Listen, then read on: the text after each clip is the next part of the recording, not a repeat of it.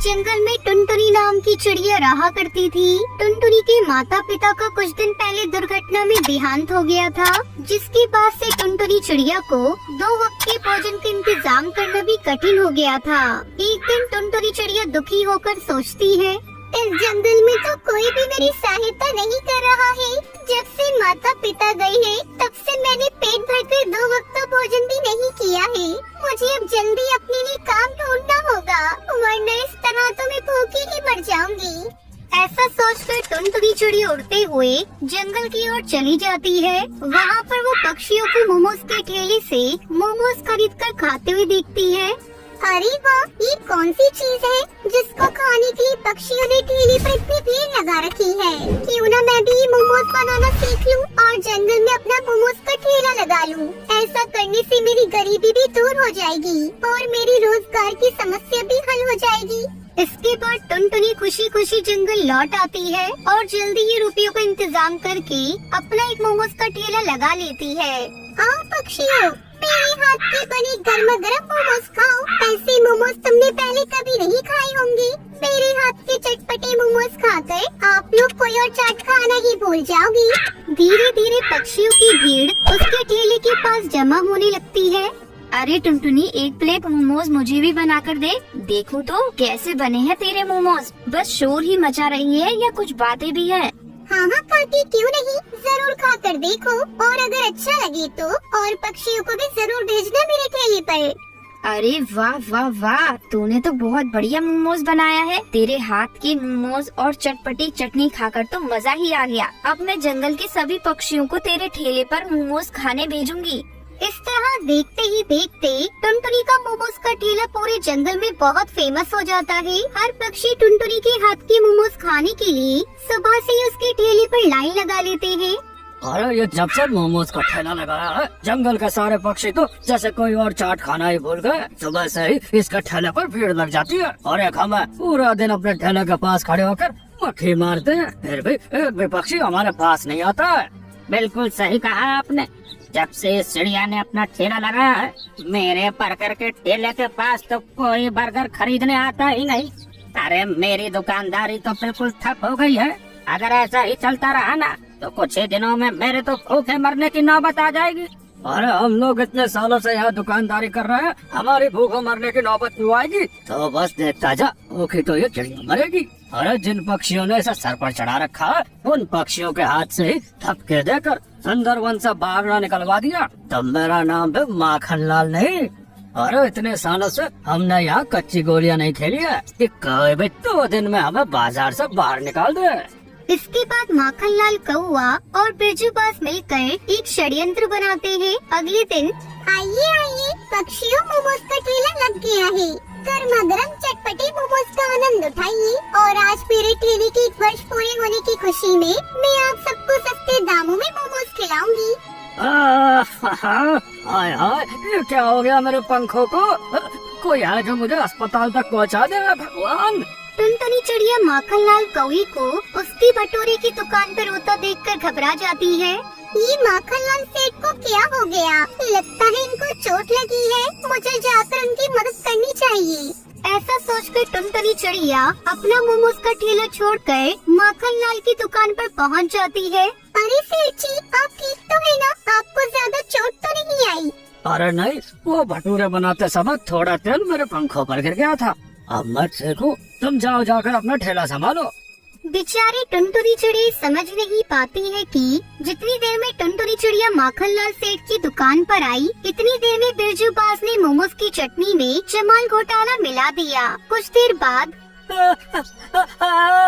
अरे सच सच बताओ, तुमने इसमें ऐसा क्या मिलाया है कि जब से मैंने ये मोमोज खाए हैं तब से मेरे पेट में दर्द हो रहा है।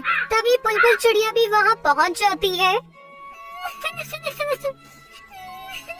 जब से मैंने तुम्हारे ठेले से लेकर मोमोज खाए हैं, तब से मैं उल्टी कर रही हूँ। सच सच बताओ टुनटुनी, तुमने आज मोमोज में ऐसा क्या डाला है?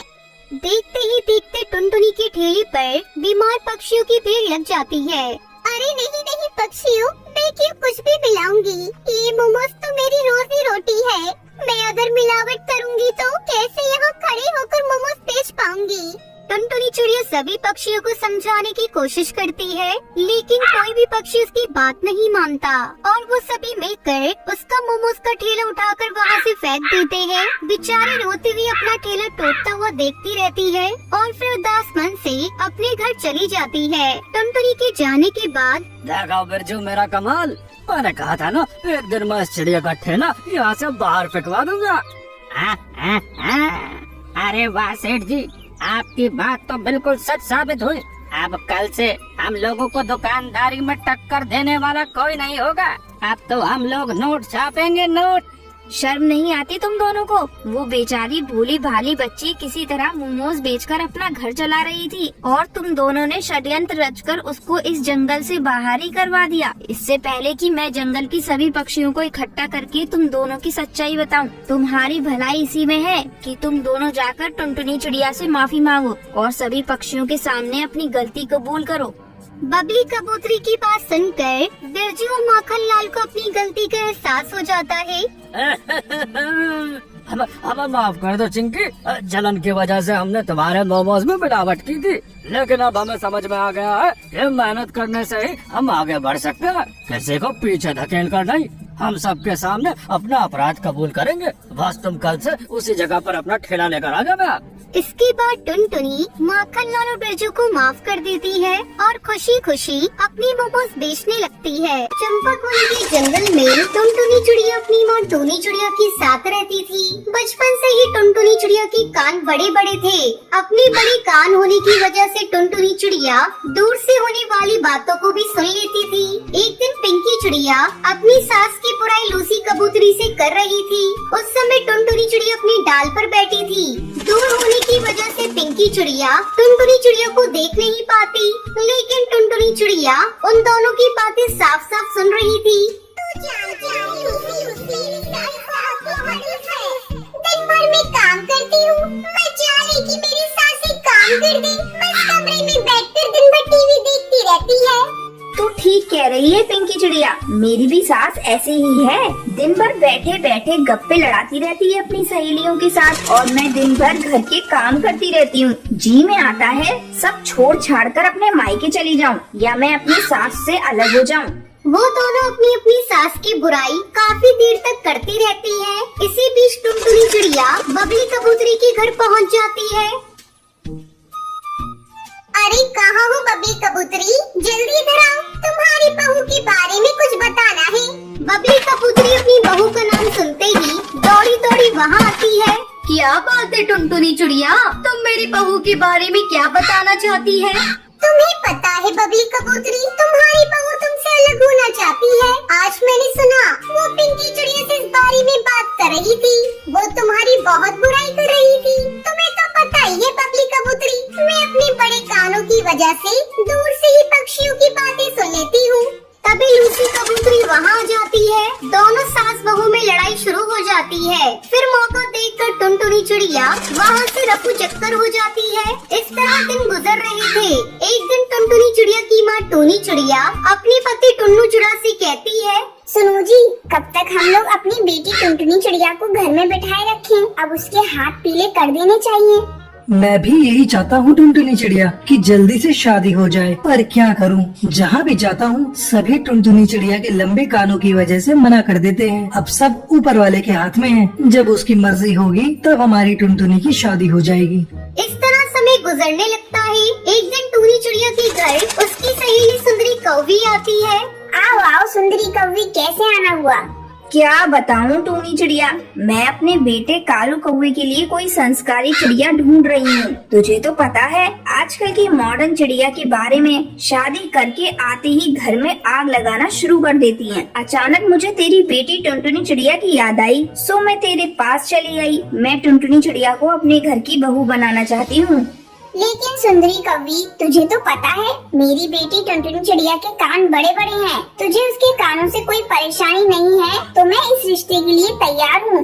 मुझे कोई एतराज नहीं टूनी चिड़िया, मुझे तो बस संस्कारी बहू चाहिए।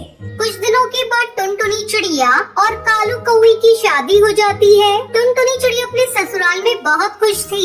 एक दिन उसकी सास उससे कहती है, टुनटुनी बहू चला चलकर शॉपिंग करते हैं, बहुत दिन हो गए शॉपिंग करने नहीं गए। दोनों सास बहू शॉपिंग के लिए जाने लगती है। जैसे ही वो घर से बाहर निकलती है, टुनटुनी चिड़िया को कुछ आवाजें सुनाई देती है। दो पक्षी आपस में बातें कर रहे थे कि आज वो लोग बाजार में दंगा करेंगे। टुनटुनी अपनी सास से कहती है, माँ जी आज बाजार में दंगा होने वाला है, हम लोग शॉपिंग करने फिर कभी चलेंगे। अरे टुनटुनी चिड़िया तू पागल हो गई है क्या? ये क्या अनाप शनाप बोल रही है? तुझे कैसे पता आज जंगल के बाजार में दंगा होने वाला है? माँ जी आपको तो पता ही मेरे कान बड़े बड़े हैं, मैं दूर की बातों को सुन लेती हूँ। अब ज्यादा बहस मत करिए, जल्दी घर के अंदर चलिए।